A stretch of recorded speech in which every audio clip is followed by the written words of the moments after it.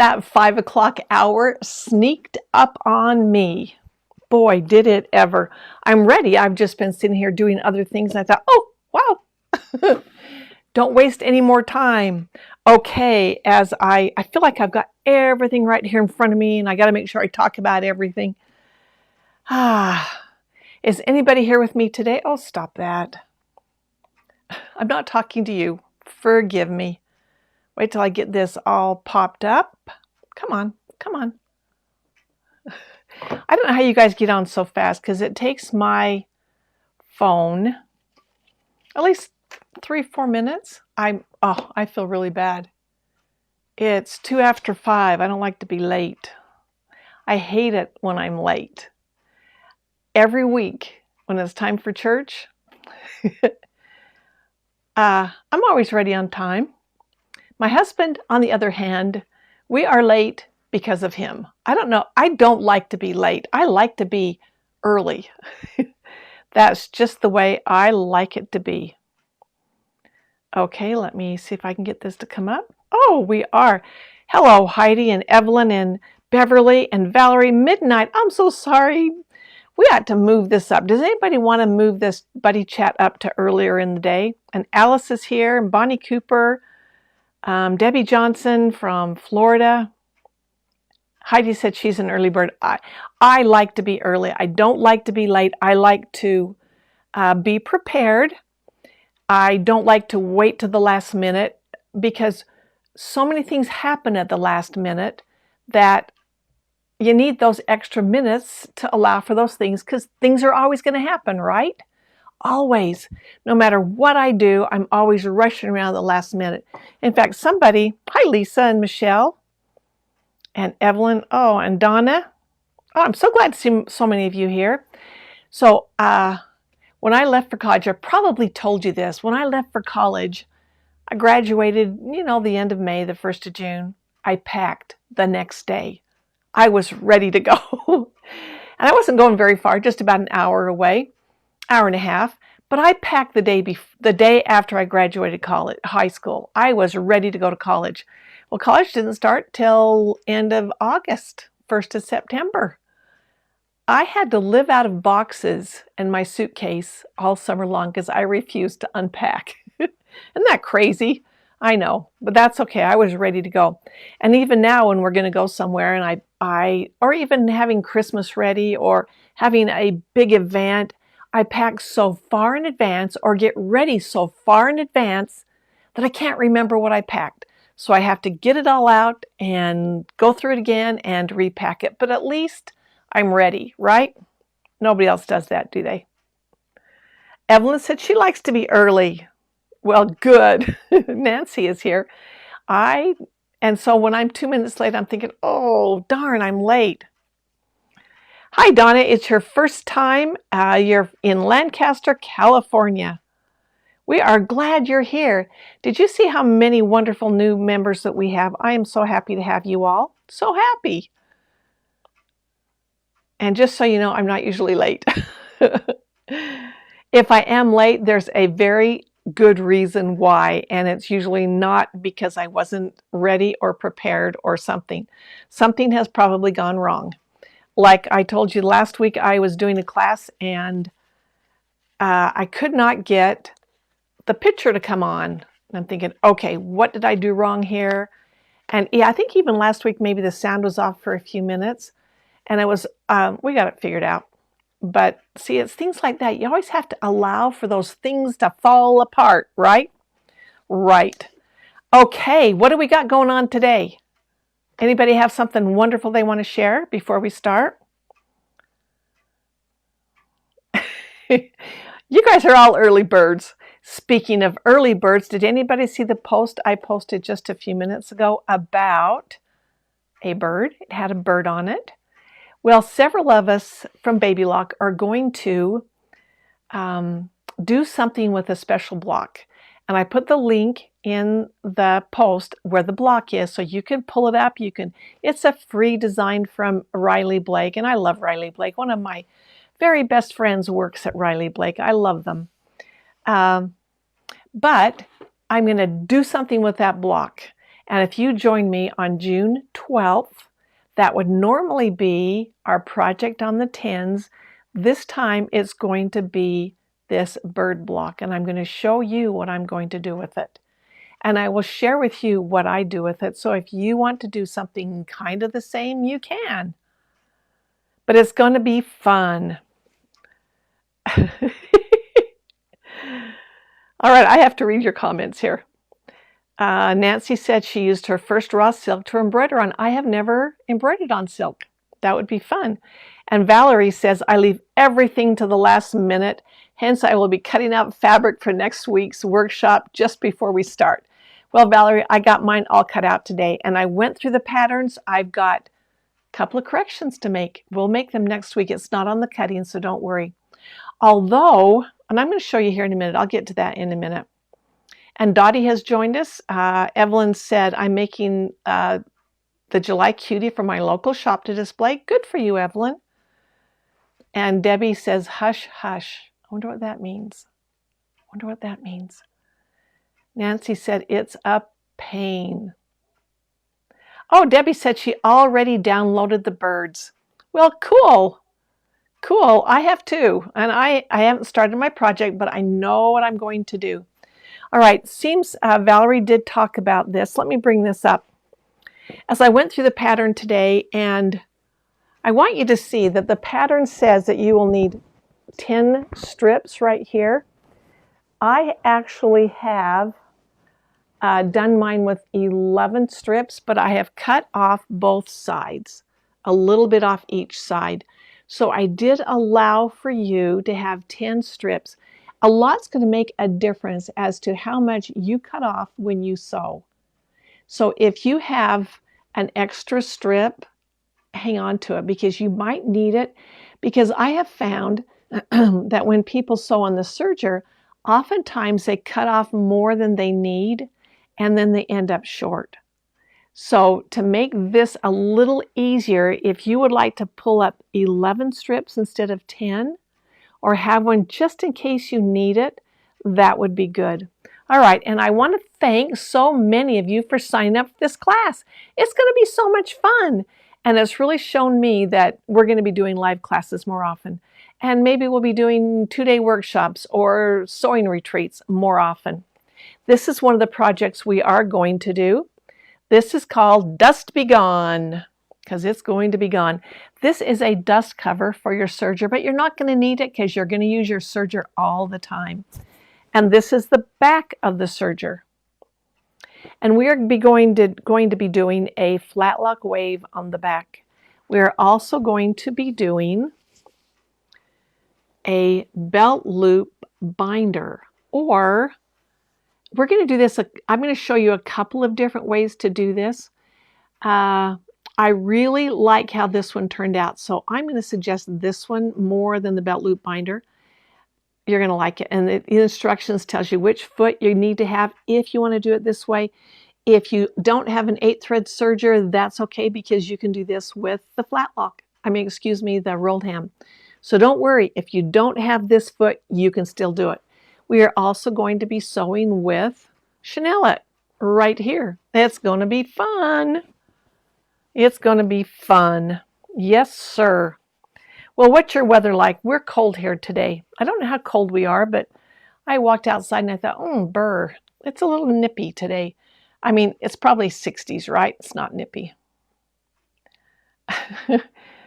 All right, let me go back. Evelyn, this is a class. Oh, if you're talking about the bird, it is not a class. It is Project on the 10s. I'll be doing it at 10 o'clock on June 12th. So it's not something you have to sign up for, but I'm going to take that bird block and I'm going to do something with it. And I'm going to show you what I'm going to do with it that morning. So it doesn't cost anything. It's just going to be that morning. It's just showing you what I'm going to do. And if you've sewn with me a few times, then you're going to think, oh yeah, I'll know what she'll do with that. I get it. All right. Alice says, I'm making wallets out of Sally Tomato cork and some vinyl. I love that. I love Sally Tomato. I think she's wonderful, her patterns. And Alice said she did cut out extra strips. Seems she didn't know which colors to use. She wasn't sure. That's good. Keep one extra strip at least around if you want to. Like I say, if you do it exactly as the pattern calls for it, you won't need it because you'll see this one is narrow and this one on my side over here is narrow. So that just tells you really only need 10, but I used 11. But I cut them off. I trimmed them down. And Valerie said she made a cork wallet as well. So Evelyn, I'm thinking you're talking about the bird class, the bird block. That is not a class, it's a project on the 10s. But if I'm wrong, will you let me know? Heidi said they're about 70 degrees, and Anne has joined us. Evelyn, yes, you can still sign up for the class. Let me go into that before I go into anything else. So in that class, it's a 2-day, we're going to do the sewing machine cover. Now I've gotten emails asking me because I'm going to be doing it on the Triumph, which is an 8-thread serger. If you don't have a Triumph, that's okay. We can still make accommodations for those that have a 4-thread serger. So instead of back here where we've got the flat lock wave, you can use a rolled edge. You can use a narrow 3-thread overlock. There are different things you can do here. You can use your sewing machine to do the quilting. So if you have a 4-thread serger, then keep your sewing machine handy because you'll be using that too. If you don't have a serger and you still want to do it, we can do that. We will just do it a little different. You can still piece your blocks. You can still do your quilting. You can still do your applique, and you can definitely still do the chenillet. All right? And on this project, if you have a sewing machine around the outside edge, we will probably do a satin stitch on your sewing machine or a looser zigzag, something. We can still make accommodations if you want to do this on your sewing machine. Okay? And here again, we're going to be piecing on this. We're going to put a zipper in and we will make accommodations. If you want to use your sewing machine, you can still do it. If you want to use your 4-thread serger, we can still do it. So if you want to make these projects, sign up. It's on the website, sewwithbarb.com. And if you want, I will put a link back up. I think I posted about it this morning, but I can put a link back in the comments today. So that if you want to sign up for it, you can sign up the day before and still do it, as long as you have the fabrics. But then if you don't want to sew along with me, you're still okay. Yes, Evelyn, you can still pay for the class. Let's see.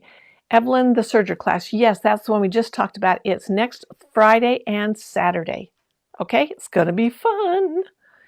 Evelyn says it's 66 degrees in Southern California. Wow, that's a little chilly. Evelyn has the Triumph, so you're good. And Linda's here. Eve Joy is here. Evelyn, will I be able to rewatch the video? Yes, you can. As soon as the classes are over, I will put those classes, those recordings in the same file where you got your patterns. Okay, they'll be in the same file, so don't worry, you'll still get it. All right? And they'll be yours to keep. You can download them if you want.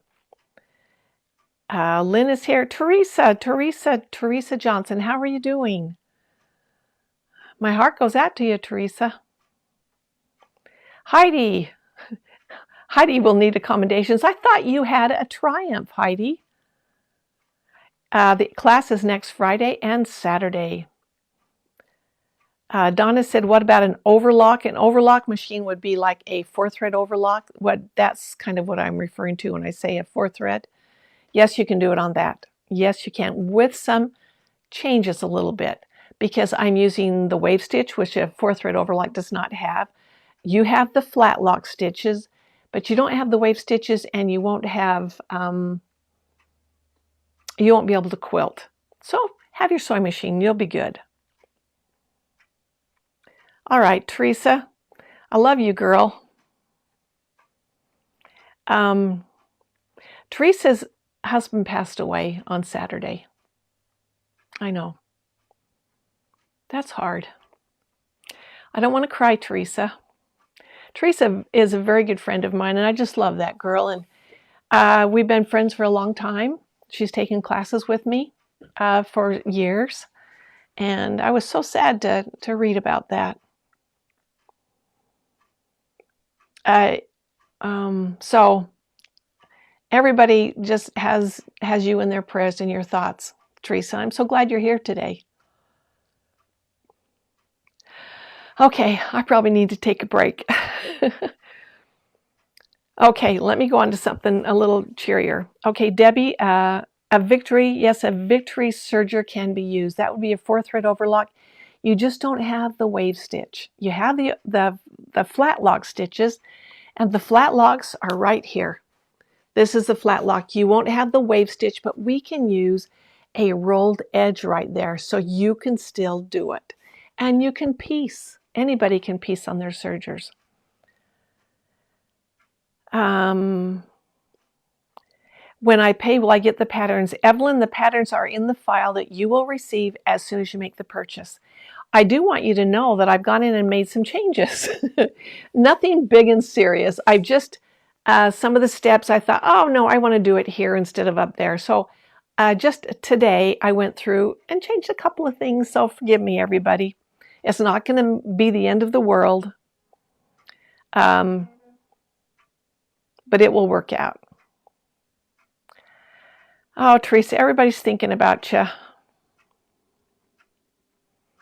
Teresa, everybody is thinking about you. If you want to read the comments, they're all thinking about you. I thought about you all day. I love that rainbow that you posted on your Facebook page, because you know a rainbow means that better days are going to come. It's a little tough right now because it's raining, but it's going to be okay. Mindy has joined us, and Judy and Annette. Okay, I got a joke for you. I got to have a joke.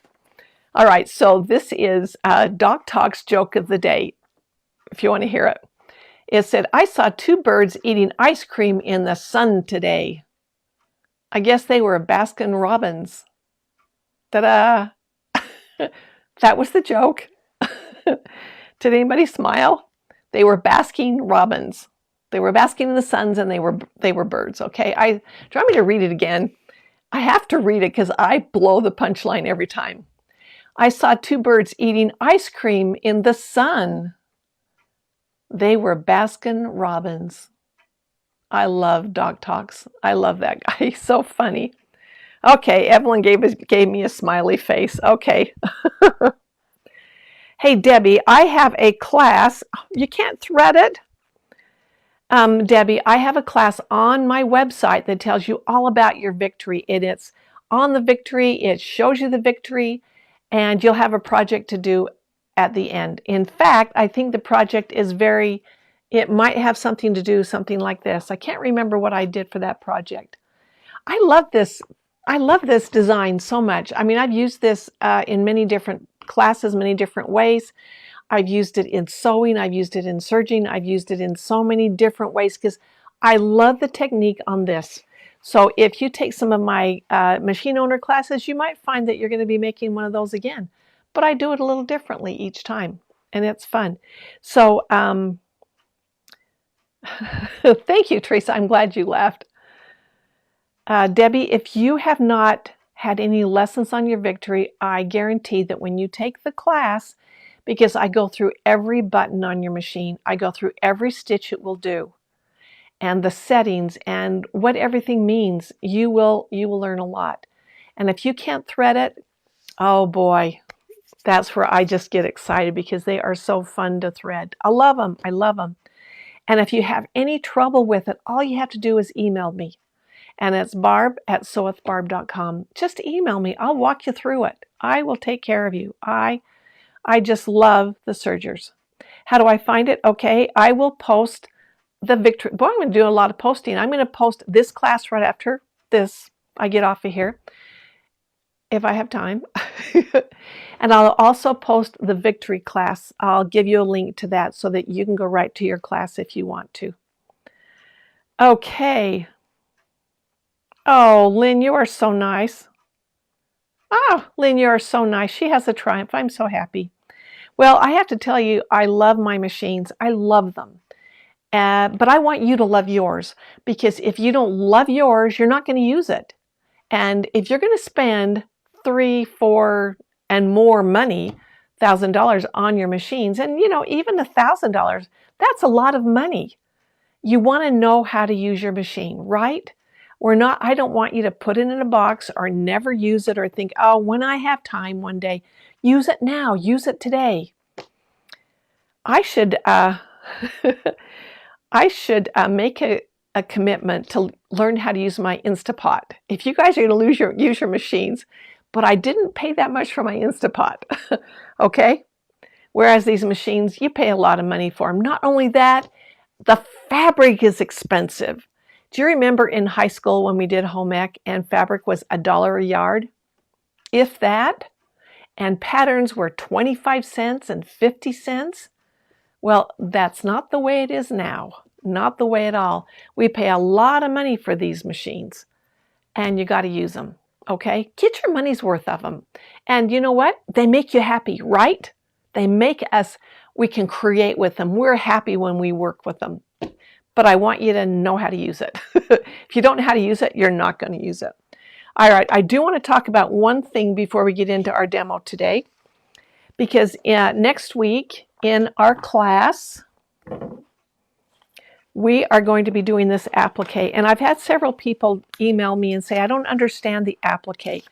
So I want to talk about it just for a minute. And I know that you know all about it and you've done it before. Just kind of hang on for a minute and let's just go over this one more time. So these are my applique pieces. I have given you a template. Now, most of these don't have to be reversed, all right, unless you want them to be reversed, because there's really nothing on here that is directional, okay? So these are the templates. You're going to trace that on your heat and bond light. You're going to trace it onto the paper side. So either put it up to a window or over a light box or something and trace this shape, including the cutout, on heat and bond light on the paper side. Now the other side is bumpy, and you don't want to trace on that because you really can't, and you can't really draw on it. But trace on the paper side, and then cut out the paper side about 1/4 inch. So you need to space them out. You'll need to cut about 1/4 inch around the design. And the reason you want to do that is if I took this and pressed it to the wrong side of my fabric, the whole thing, look how much I'm going to waste, not only of my heat and bond, but my fabric. I don't want to do that. So you're going to trace each one of these and put them on your heat and bond, and you can squish them. I've got space in here, but you need to leave about 1/2 inch in between because you need about 1/4 inch around each design. Once you cut the design out of the heat and bond, you're not going to cut on your pencil marks yet, okay? And then you're going to put the heat and bond, you're going to press it to the wrong side of your fabric. And see how I have 1/4 inch, and I'm not going to measure whether it's 1/4 inch or not. Just know that you have to have a little space around it. And now when I get to it, I'm going to cut right on that line. Now I can cut on the line because it doesn't matter. That's what I want to do, because I want to have this shape right on my fabric. But make sure you put it on the wrong side or you're going to be a sad little girl. All right, so there I go. Now I've cut that all out, and of course, look, I've got the same fabrics and everything. Here I go. I've got it on the paper. There's the paper right there. And now to get that paper off, because I don't want it in my project, I'm going to, oh, by the way, see, I've ironed that on. See, that's one piece. I've ironed it on. And all those little bumpy things on the paper have now melted onto my fabric, putting a glue on the back side of my fabric. So now I'm going to fold this over to the paper side. See, if I fold it to the fabric side, it just folds it over. But if I fold it to the paper side, the paper stays folded, the fabric stands up. So I can separate them just like that. And now I have my applique piece, and it is ready to go down on my project.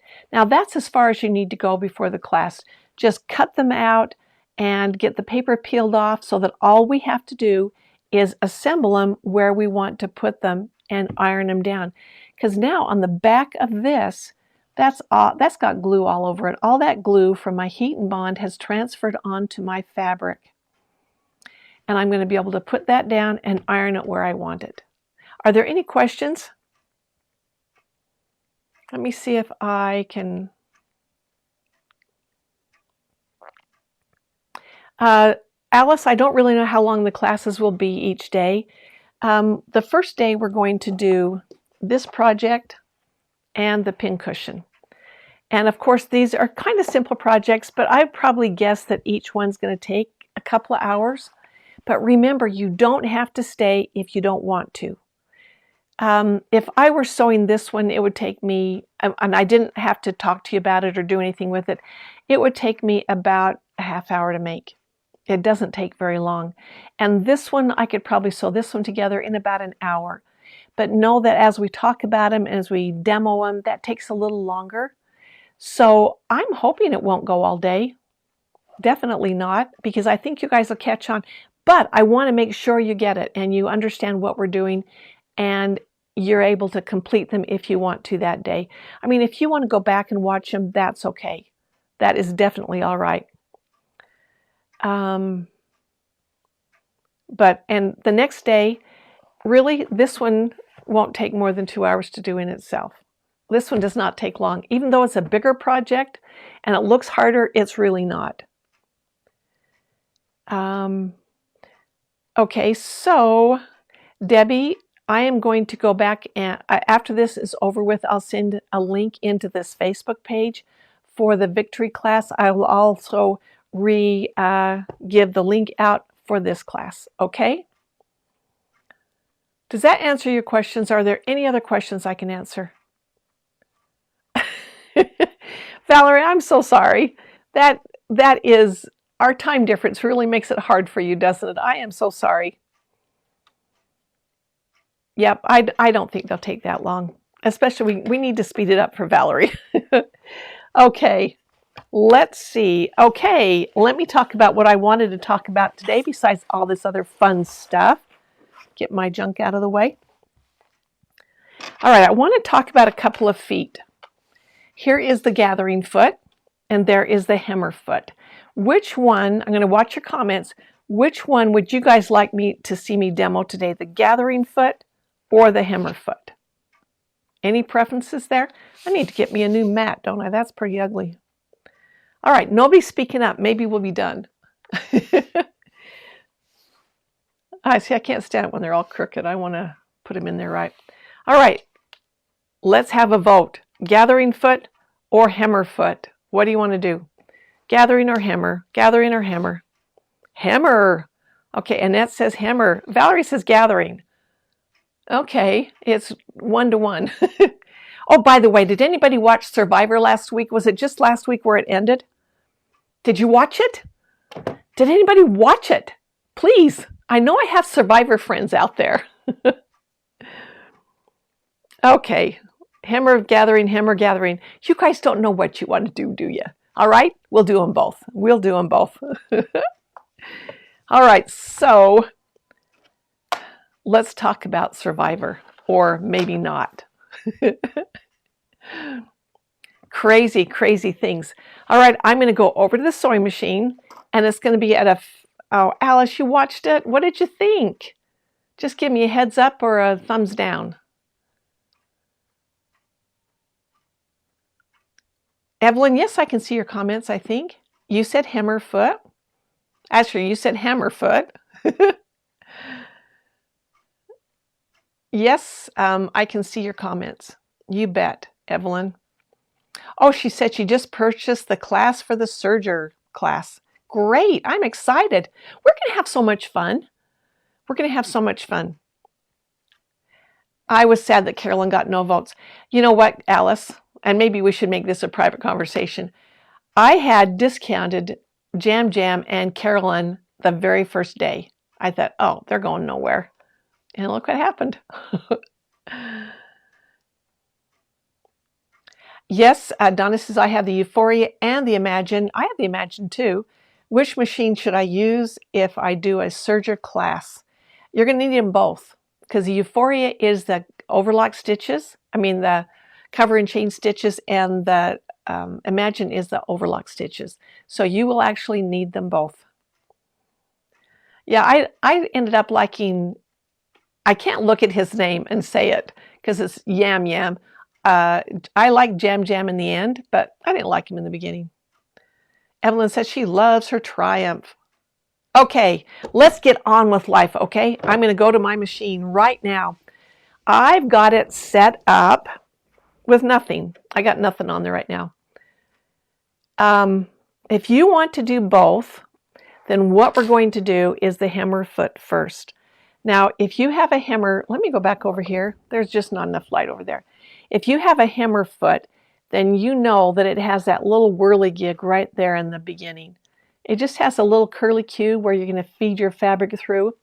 I have to tell you, I suffered with this foot for a long time. I tried. I could never do it. All right, but I can do it. I can do it now. And I'm going to show you how. All right, so I've got some beautiful fabric right here.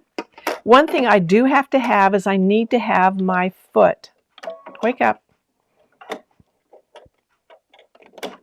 I need to have my knee lift in place because you actually need 3 or 4 hands to do this. Okay, go up. All right, so what I'm going to do, and really things on camera never work as well as when you're just sewing alone, so stick with me on this. All right, Annette says she's never used her hammer foot. If you don't have a serger where you can do that rolled edge and it's so beautiful and you love it, this is a way to go. All right, this hammer foot is really kind of amazing. Okay, so I am going to sew. I'm going to find my little pointer. I am going to sew about a 1/2 inch, maybe a little. It doesn't really even matter how far I go in. I'm going to start right here and I'm going to just do a straight stitch. And I'm not going to even consider what foot I have on. It doesn't really matter. But I've got my hammer foot on. And I'm working on the Altair today, the Baby Lock Altair. And I want to sew about 1/8 of an inch from the edge of my fabric. And I'm just in a straight stitch. I actually want to be in a middle stitch position, so that's where I'm at. And I'm going to just sew off the edge of my fabric. Now notice that I've got all this fabric back here. This is what I'm going to hem, but this is how I have to do it. So, I'm not coordinated with my knee lift, by the way. I've got to remember what, what my knees do, what my hands do, and where my mouth needs to be. All right. So I've sewed about a 1/2 inch on my fabric, just a straight stitch. My foot is up, my needle is going to go up. I'm going to push it up with my knee lift, and I didn't cut my threads, and I'm going to pull a long length of thread right there. And I'm going to hang on to it. And notice I sewed with my right side up, and now I am going to hang on to this thread behind, and I'm going to take my fabric and roll it inside that little curly cue right there. So I'm going to show you again. So I've got my thread out here. I'm going to hang on to it, and that's going to help me guide that into the curly cue. I'm going to guide it in there. I'm going to put my foot down. All right, so I put it down with my knee lift because I need to hang on to my fabric right here. Now, I want you to know the beginning of your stitch is not going to be pretty. But once you can get it into the curly cue, you're okay. And I'm not going to go really fast in the beginning. And now I'm just going to make sure that I keep that in the curly cue.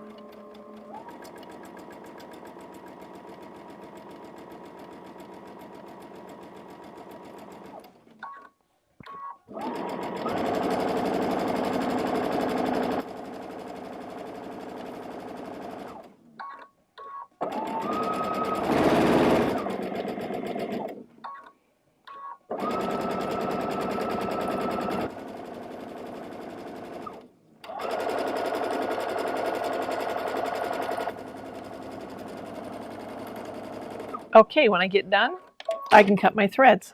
All right, let's go over here so we can see this a little bit better. I want you to see how pretty that stitch is. And it really just rolls that fabric under and stitches it down. But compare this to that beginning. It's really not very pretty the first inch or so. Maybe ½ inch. It's just really not that pretty. So make sure that you have plenty of fabric to work with so that you can roll that under. All right, now I'm going to put another foot on. And this one, because I have a high shank machine, I have to use my shank adapter. All right? That means I've got to unscrew my ankle shank. And they don't give you near enough room under there to work. And the sad part of it is I've got to take that screw out all the way.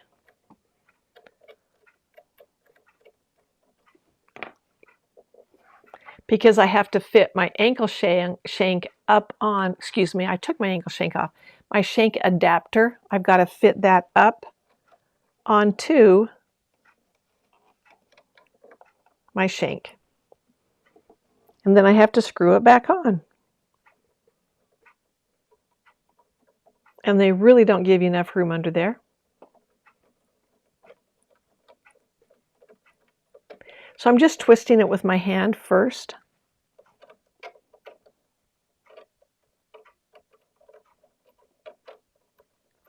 And I don't know if I've shown you this tool before, but I'm going to show you in just a minute. As soon as I get that on nice and tight. Okay, this is a tool that I bought from Baby Lock. I love it. Okay, this is the one. Sometimes in these little parts, this one's a little too big and I can use this nice little one. I really love that. So I can use it over here. And this comes with it. They come in a set. This right here tightens my needle screw. So how often have you gotten under there and you need to tighten that needle screw or loosen that needle screw and you're trying to put this on it and you keep slipping out or whatever? Well, this guy right here, that little screw is right inside there. You just put it in there. It's not going to slip ever. You just tighten that thing and it's done. I really like that. Just have to show off a few of my tools that I love. All right, so now that I have my ankle shank, no, let's say that right, my shank adapter on, I'm able to put this guy on. So you may not need that shank adapter if you have a low shank machine, but my machine is a high shank, like the Crescendo, the Chorus, the Ballad, the Altair, the Unity, if you have that one, the Solaris, they're all high shank machines. And this is a high shank machine, so I need, if I didn't put that on, then when I put my foot down, it would be hovering in the air about right up here, and you can't sew with it ½ inch off the floor. So you need to have that adapter. All right, so now I have my foot on, and I didn't show you, but there's a little slot right in the foot right here. You can kind of see it right there. You can see it right there. Underneath here, this is going to gather. But the fabric that I put in that slot is not going to gather.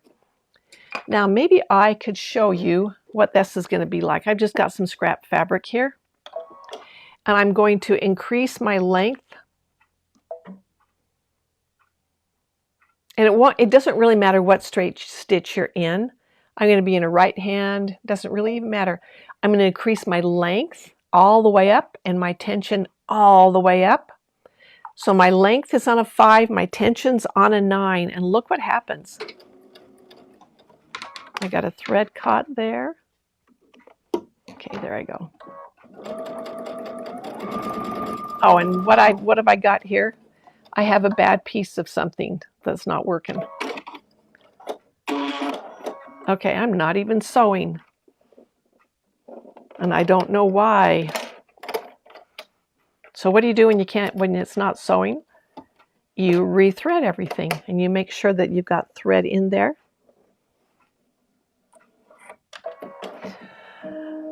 And you try it again. You don't give up, do you?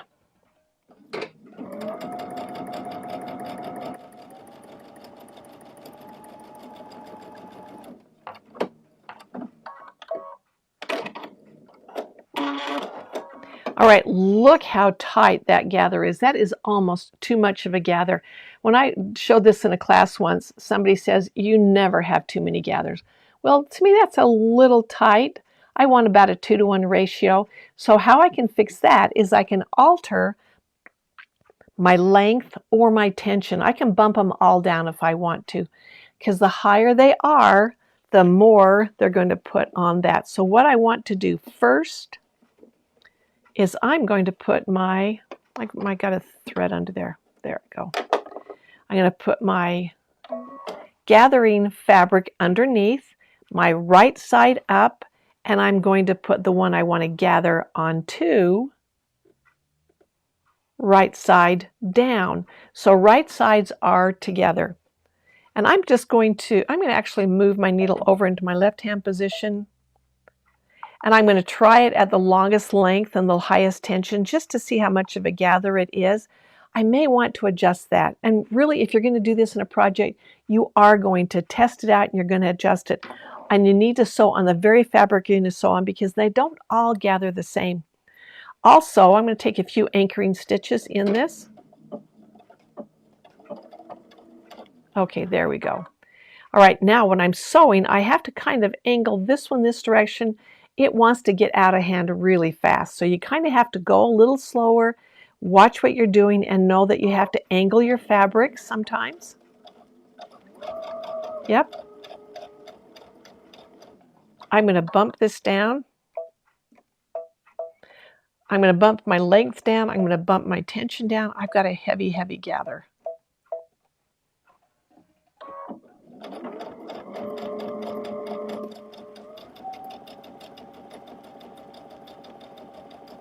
I've still got a big gather.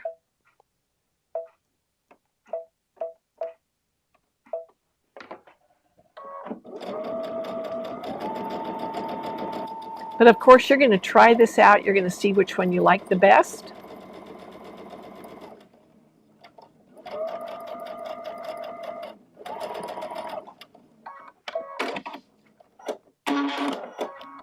Okay, let's go over and see what we got. Oh my heck. Maybe that wasn't too much gather. That is so pretty. Look at that. I have just given myself a rolled hem down here, and I have gathered it and put it all together in one stitch. And that's a really good stitch, by the way. It's a really good stitch. All right, any questions? Yes, Alice, the shank adapter is covered in the foot. Oh, I hope it is. Now that you've asked about it, I'm sure that we talk about it. We talk about it in, if we use the gathering foot, you have to add the shank adapter. So yes, I did cover it. Hi, Heidi.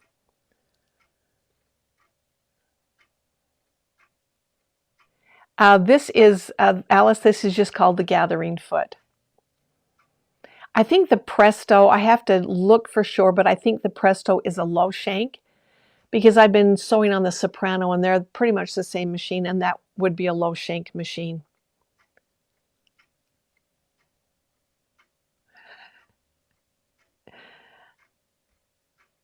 That is good. Alice said she wanted to know about the high shank and low shank. For a long time, it really bugged me that they had to have, and I don't know why they have high shank and low shank. I just don't get it. I want you to see that, how pretty that is. I don't know why they don't just make all machines the same. I don't know. It doesn't make sense to me, but they aren't. And I guess I should ask one of the techs why they are that way. I just don't know the answer to that. Oh, Alice said she's been using the blind hem foot. You like it better than the edge joining foot?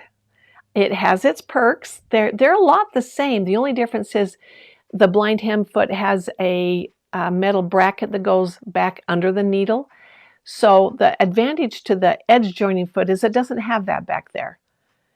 And that allows you to do like a serpentine stitch or a decorative stitch, whereas in the blind hem foot, you have to do a straight stitch where you don't cross that bar unless you're doing a blind hem.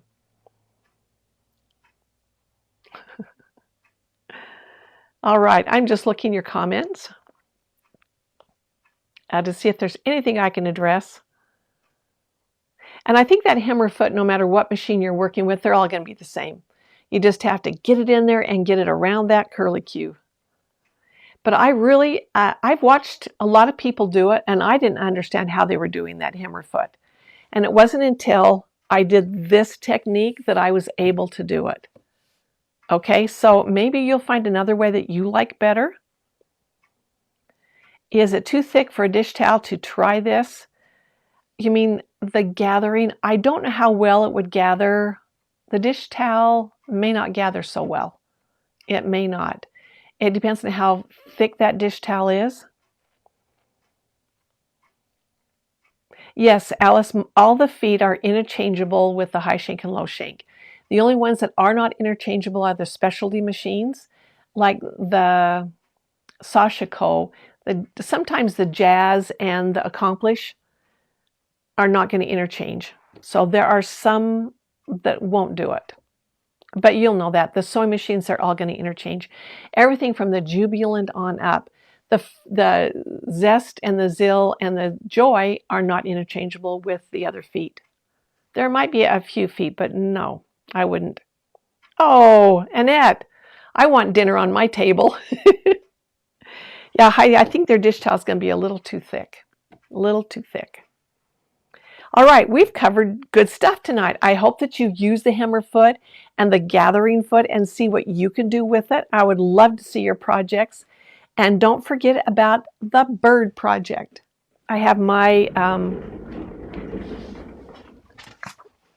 pattern right here.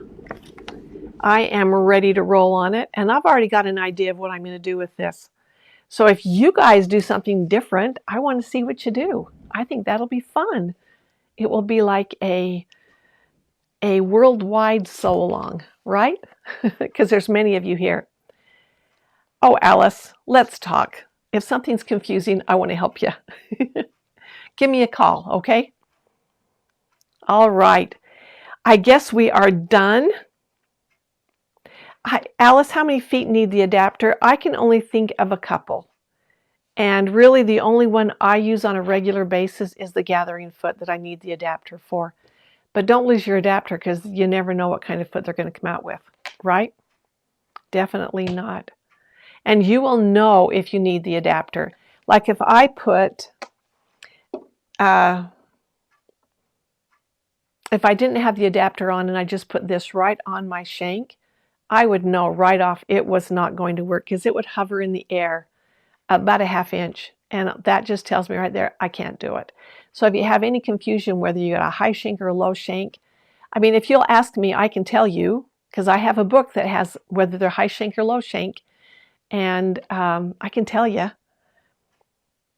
but if you just put it on, you'll know right off anyway. Oh dear. Okay, take a deep breath, and Teresa, our arms around you tonight, okay? The bobbin adapter. Okay, yes, I never use my bobbin adapter because I don't buy bobbins that need it. I always buy the wider bobbins. But if you need that bobbin adapter, that little, I think it's called a bobbin pin. I call it something totally different, but I don't remember what I call it. Okay, the Solaris 2 is a high shank machine. I have the Solaris also. If you need to have that bobbin adapter in there, if you buy sometimes you get pre-wounds that are on skinnier bobbins. If they are, then you need that bobbin. And if it's bouncing around in there, you kind of know about it. Think, whoa, that's not going to be right. So if you're doing a pre-wound that is the thinner, but you can get the thicker pre-wounds, the ones that are normal for your machine, you can get those. All right. And if any of you have any questions on this, either put your questions in here and I will answer them for you, or you can email me and I will answer them for you there. All right. I guess we are done for today. Yep. We are done. It is 9 minutes to 6. And I'm going to a dance recital tonight. I'm so excited to go to. I have a cute little granddaughter that is like a swan when she's out there on the dance floor, and she's so beautiful, so beautiful. All right. Yes, it's a great weekend. And Teresa, know that we're all thinking of you. And I think I'll probably see you Sunday night. Okay? Okay? Can't wait. Take care. All right, everybody. Thank you. And I will see you next week, but I'm not sure when. It's coming up, though. Hi, Larry. Larry, you're late.